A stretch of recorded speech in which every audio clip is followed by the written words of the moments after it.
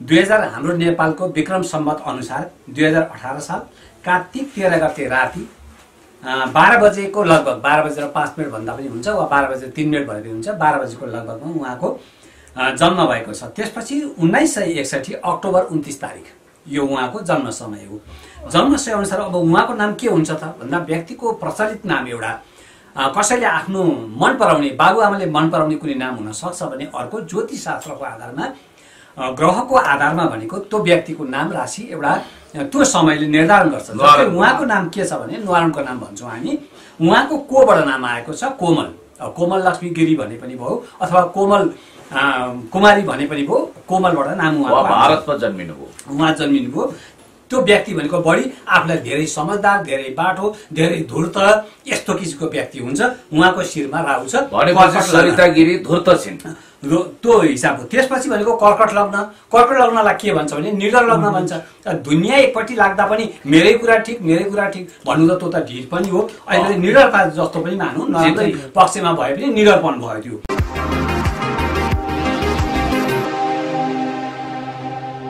एउटा भनेको राज्यबाट पनि तिरस्कृत हुने ठाउँमा पुग्नु भनेको नीचो ग्रहको दशाको प्रभाव हो। त्यसैले गर्दा उहाँले जे जति कुराहरू पाउनुहुन्छ अब अगाडि पाउने नराम्रा कुराहरू त्यो सबै यो प्रभाव भनेको उहाँको दिन दशा लाग्यो, बुद्धिले काम गरेन, उहाँले त्यही दशालाई पनि आफू थाहा पाउन सक्नु भएन। मेरो गल्ती के छ भने थाहा पाउन सक्नु भएन। यत्रो विरोध हुँदा पनि मैले सच्चिनुपर्छ, माफी माग्नुपर्छ भन्नेतर्फ भनेपछि भने विनाशकारी विपरीत बुद्धि जे हुनु थियो त्यही हुनपट्टि। भनेपछि अन्ततः गुरुजीको भाषा मैले बुझ्दाखेरि के देखेँ भने उहाँ देश निकाला हुने वा जेल जाने दुवै सम्भावना रहन्छ।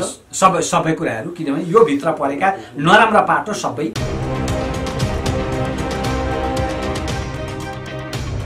स्वागत छ सम्पूर्ण मिडियामा। हजुर, धेरै धेरै धन्यवाद यो मौका दिनुभएकोमा यहाँहरू मिडियाकर्मीलाई पनि। पछिल्लो समय सरिता गिरीको विषयमा एकदमै चर्चा सामाजिक सञ्जालमा एकदमै धेरै बहसहरू भएका छन्। सरिता गिरीको आज तपाईँले जन्मकुण्डली निकाल्नु भएको छ भन्ने हामीले जानकारी आएपछि हामी तपाईँको कार्यालयमै आइपुगेका छौँ। त्यो विषयमा के हो, कसरी निकाल्नुभयो, के छ यथार्थ कुराहरू बताइदिनुहोस् न।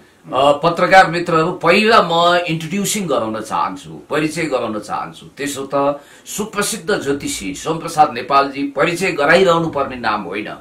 उहाँ जयबागेश्वरी अवस्थित आफ्नो कार्यालयमा बसेर बेला बेलामा नेपालका र अन्तर्राष्ट्रिय जगतका हस्तीहरूको चिना कुण्डली बनाउनुहुन्छ र मिडियामा पनि त्यस ढङ्गले प्रस्तुत हुनुहुन्छ र उहाँले गरेका भविष्यवाणीहरू सठिक हुन्छन्।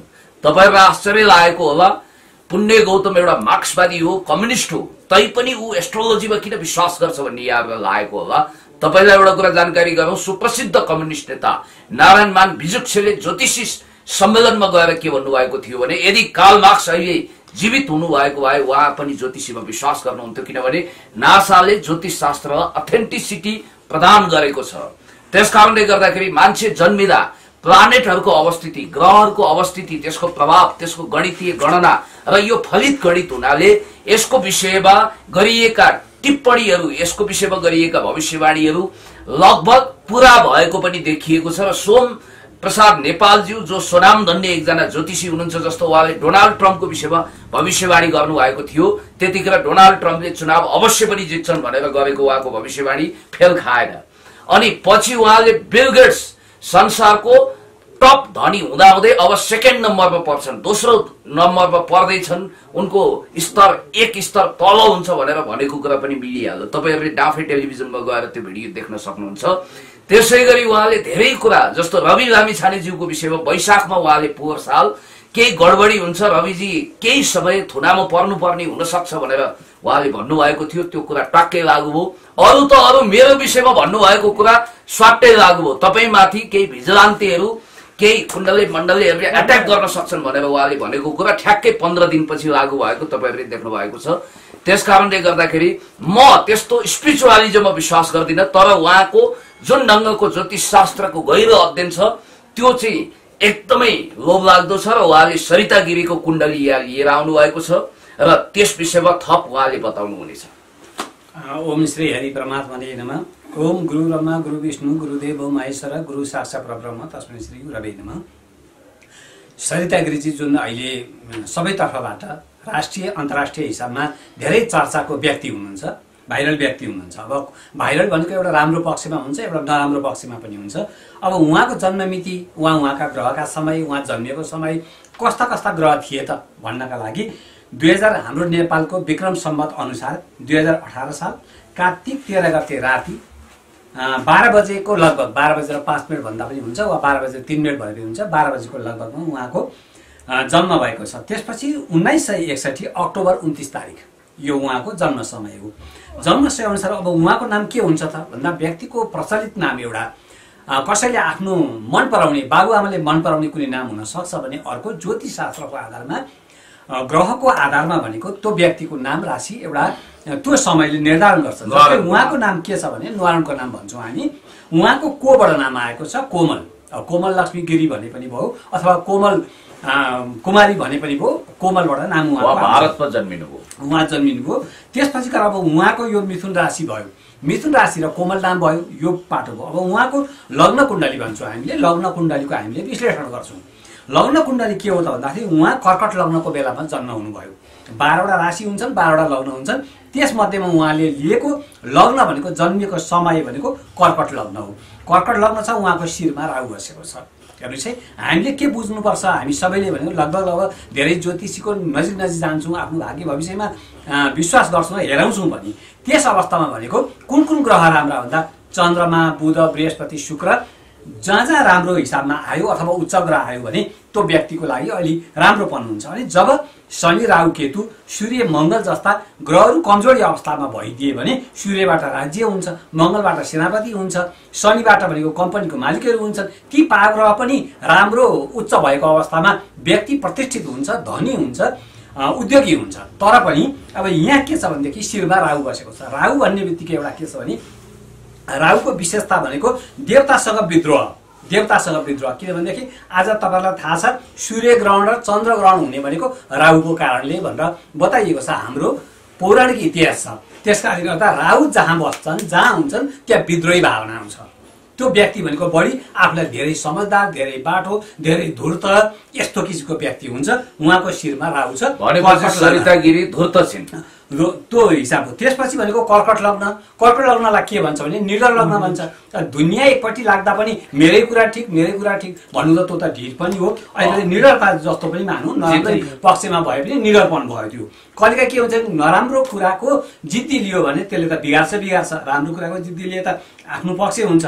त्यसपछि उहाँको के छ भने जन्म लग्न कर्कट भएर 12औँमा चन्द्रमा भएको हुनाले जन्मिएपछि विदेशमा गएर कर्म गर्नुपर्ने, बाहिर जानुपर्ने। उहाँ नेपालमा जन्मिएको भए भारत जान सक्नुहुन्थ्यो या अमेरिका, बेलायत अन्त जान सक्नुहुन्थ्यो, उहाँ त्यहाँ गएर कर्म गर्नुहुन्थ्यो भने उहाँ भारतमा जन्मिनु, नेपालमा आउनुभयो, उहाँको वासस्थान उहाँ बस्नुपर्ने विदेश।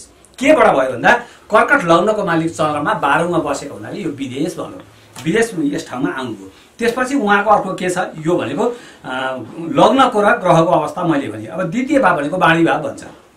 वाणी भावको मालिक सूर्य, सूर्य के छ नीच भनेको कार्तिक महिनामा जन्मिएको मान्छे नीचो समयमा जन्मिएको हुन्छ। सूर्य नीचो, सूर्य नीचो भनेको सूर्य उच्च भए राजनीतिमा पछिसम्म भनेको राम्रो भएर गइरहन्छ। जब सूर्य नीचो हुन्छन्, सूर्य नीचो अझै के हुन्छ राजनीतिबाट अस्त हुनुपर्छ। त्यसकारणले गर्दा उहाँको के छ कार्तिक महिनामा जन्म भएको हुनाले वाणीको भाव पनि मङ्गलसँग, अस्ताको ग्रह मङ्गलसँग बसेको हुनाले, राज्य भावको मालिक मङ्गलसँग बसेको हुनाले, सुख स्थानमा बसेको हुनाले र यस ठाउँमा बसेको हुनाले चाहिँ सूर्य र मङ्गलको कारणले गर्दा अनि अहिले सूर्यको अन्तर्दशाको समय चलेको हुँदा उहाँलाई अब अस्तको समय गयो। उहाँको राजनीतिमा समय भयो।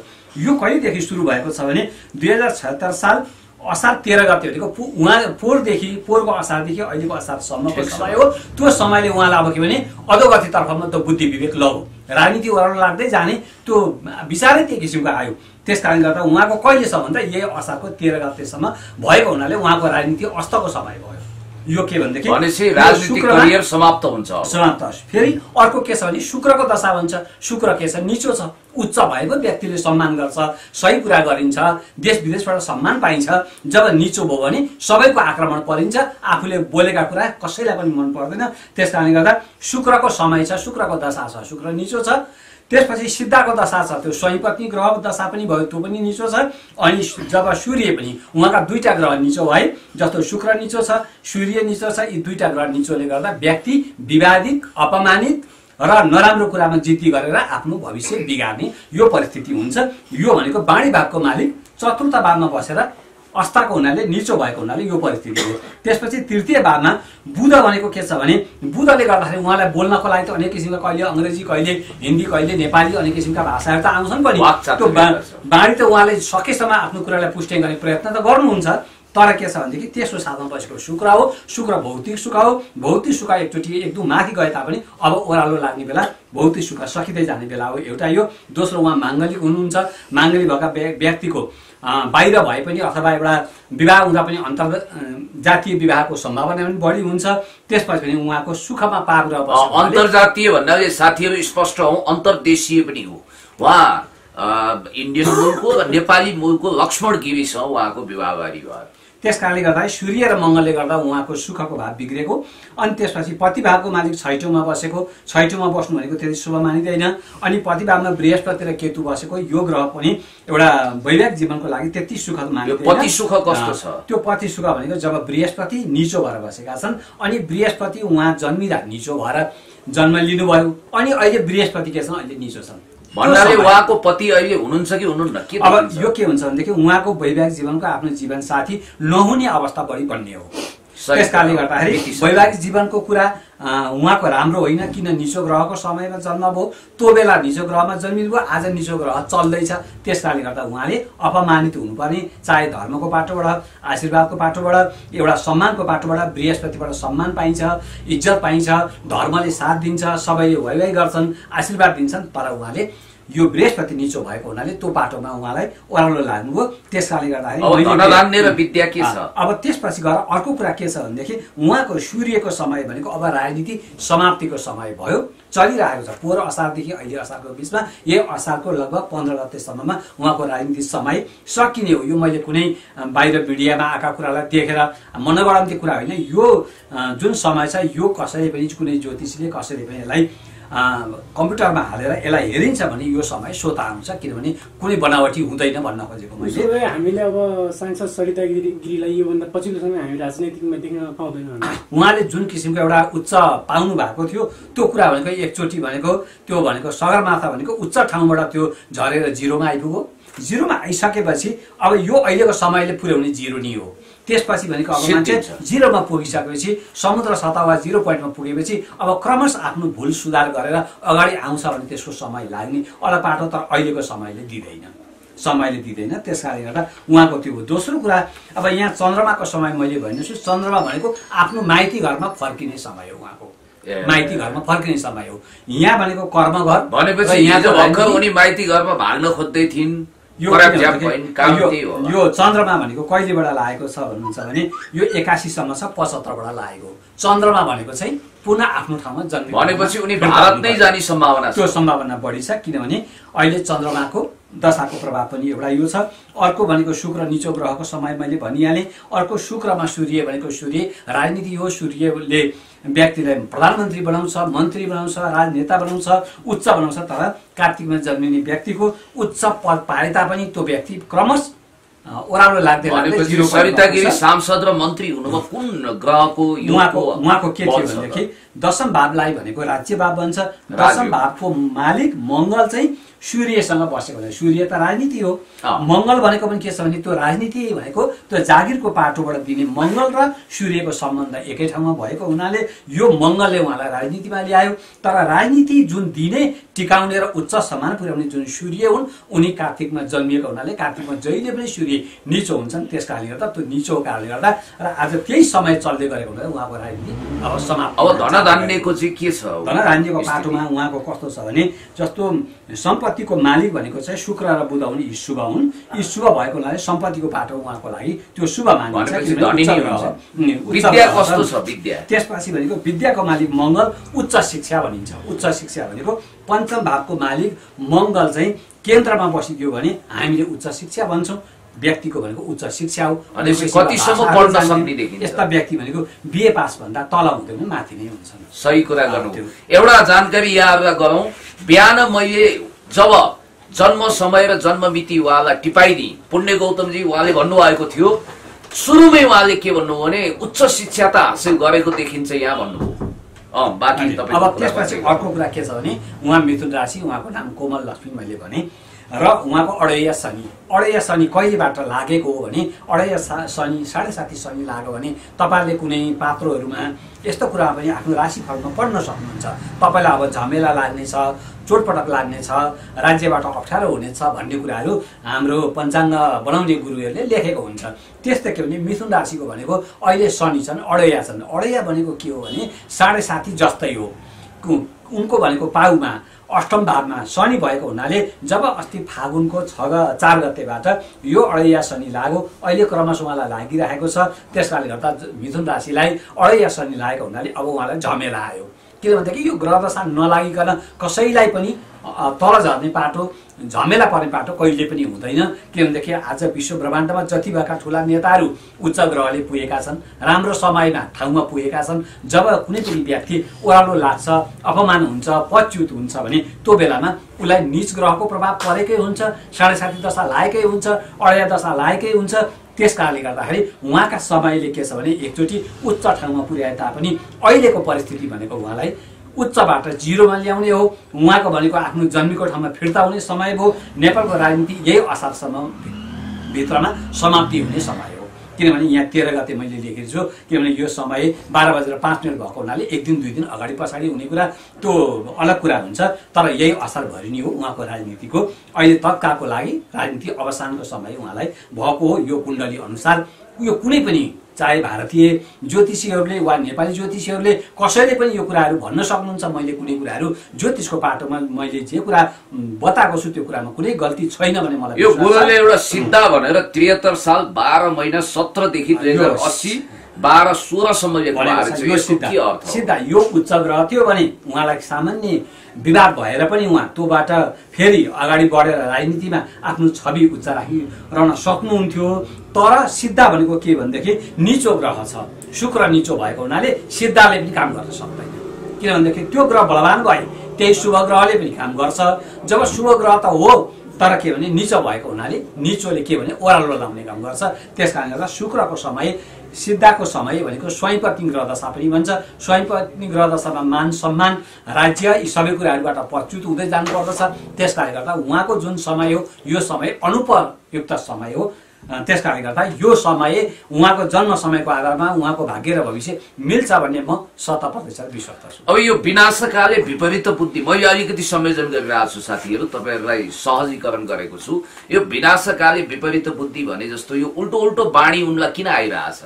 यो के छ भनेदेखि मैले भने नि त जहाँ राहु हुन्छ नि, राहु भनेको अति दूर त क्या, आफूलाई अरूभन्दा धेरै बाटो सम्झिने, आफ्ना तर्कलाई नै एकदम गल्तीलाई पनि सही हो भनेर प्रस्तुति दिइरहने, त्यसलाई अलिक किसिमको अगाडि लगिरहने।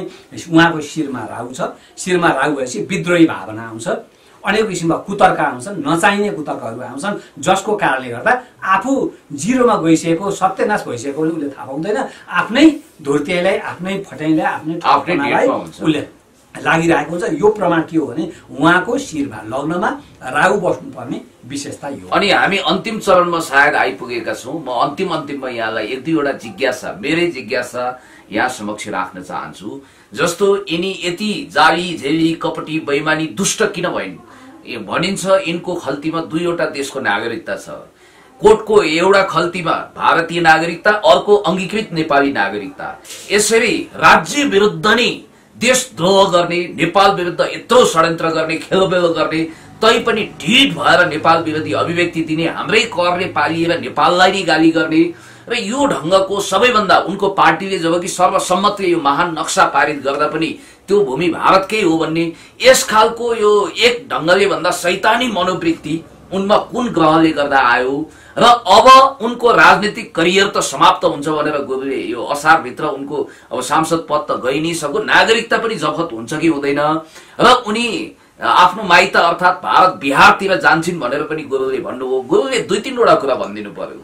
एउटा, उनी किन यस्तो खालको धूर्त कपटी र दुष्ट भइन्, शैतानी प्रवृत्ति किन आयो, र अर्को अब उनको ठ्याक्कै जीवन कसरी अगाडि बढ्छ।